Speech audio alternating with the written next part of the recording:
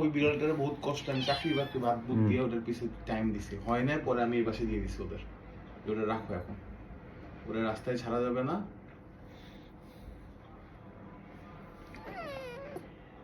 যা, আমার শোনা যেতেছে।